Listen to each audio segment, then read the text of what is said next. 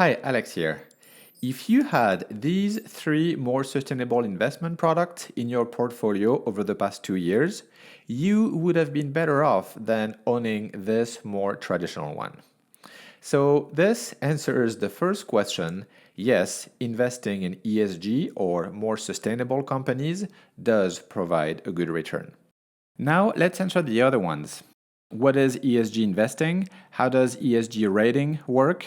What are the more sustainable investment products you can choose if you want to create your own portfolio? How did I start mine online with only $1,000? And also a few best practices about managing and balancing your portfolio to manage the risks. Okay, let's get drawing.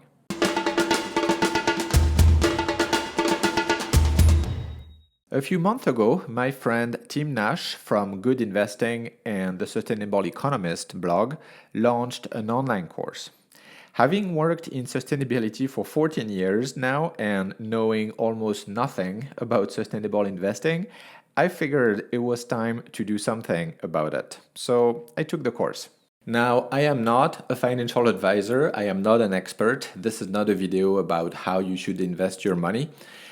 But I guess this is the video I wish I had a while ago to learn the basics of sustainable investing and ESG ratings and how to start a portfolio, that kind of stuff. Tim is a financial advisor, so feel free to contact him if you want additional help. First things first, ESG stands for environmental, social, and corporate governance. ESG investing refers to investing in companies with strong environmental, social, and corporate governance records as a way to make money for yourself. A common way to invest is to do it via funds or ETFs. I won't get into the details on this, but there are lots of videos out there if you want to learn more. This ETF, for example, has a list of companies with weighting. If you invest $100 on this one, $3.34 will be invested in Apple shares, $2.72 in Microsoft, etc. It's a way to diversify your investment without doing it all by hand, one company at a time. By looking at the ESG ratings in this Morgan Stanley Capital Index, you can see how many companies in this ETF are leaders, rated AAA, how many are laggards, how much revenue comes from fossil fuels versus renewable energy, the carbon emissions per millions of sales, how many women are on the board, etc. You can see there are fossil fuel companies in there, as well as weapons, tobacco. If you are not doing sustainable investing, you are probably investing into fossil fuels, tobacco, weapons, etc. Over the past few years, assets in ESG ETF have grown rapidly. In 2019 alone, they more than doubled to reach about $60 billion. Many more funds appeared with more rigorous ESG filters and stronger ESG ratings. If we look at this one, for instance, you can see that the carbon intensity is much lower than it was in the more conventional one we looked at previously. There is no fossil fuel companies, no weapons, etc. This is a great way to invest more sustainably. Here are a few examples of ETF with good ESG ratings, like the ones showed in the intro. You can find the links in the description below and use the tickers to find them online. If you want to fully divest, then you can choose among these options. Note that you can find in these ETF companies like Coca-Cola, Walmart, and others that you may or may not want to support. So feel free to browse the list of companies and look up their individual ESG ratings to make your decision. Now, here is how I started my sustainable investing portfolio. First, I had to make sure that I was not putting all my eggs in the same basket. It's generally a good idea to create a diverse portfolio with companies big and small from different industries like healthcare, tech, etc., and from different geographical regions. It's also a good practice to split your portfolio in two: stocks on the one hand and bonds on the other hand. Why stocks and bonds? Stocks are shares of a company that can generate dividends when the company makes some profits. Bonds are loans to companies and governments, and these guys pay you interests. One thing I learned is that stocks and bonds typically move in opposite directions. During a recession, your stocks tend to lose value, but interest rates go up, which makes bonds more valuable. Conversely, when the economy is doing well, stocks go up and interest rates tend to go down.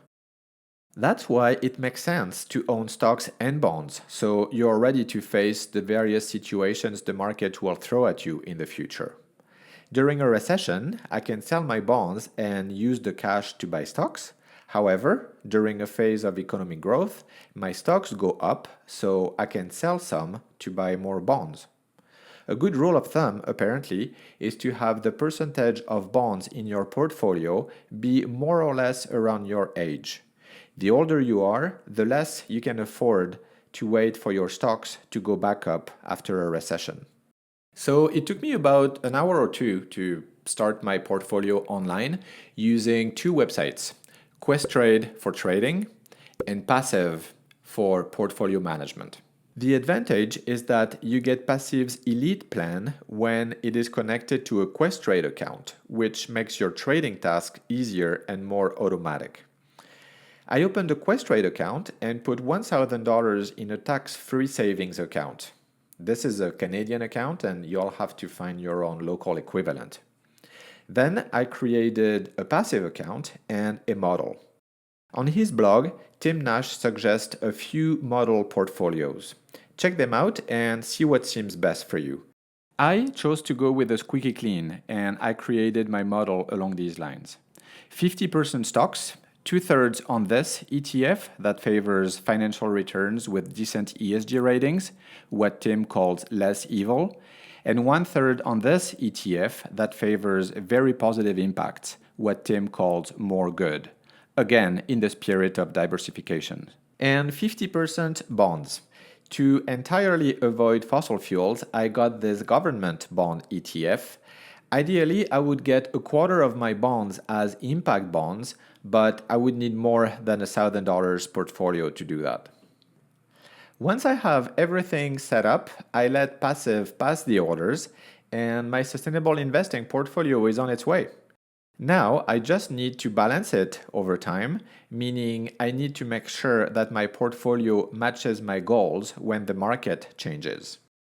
For example, let's say that the economy has been doing well for a while, my stocks are taking more room in my squeaky clean portfolio, which starts looking more like this, 50, 25, 20, and 5, while my goals were set on 40, 20, 30, and 10. Asking Passive to adjust my portfolio to realign it with my goals is going to make me sell stocks, 10 and 5, and buy bonds, 10 and 5 as well. And by doing that, I'm just selling high, some stocks, and buying low, new bonds, which is exactly the right thing to do. I love that. To me, it is smart, non-emotional investing. I don't need to wonder if I should sell stocks when the market is doing poorly because I'm worried I'm going to lose my money or anything. Sticking to my goals with Passive makes me buy low and sell high without thinking about it.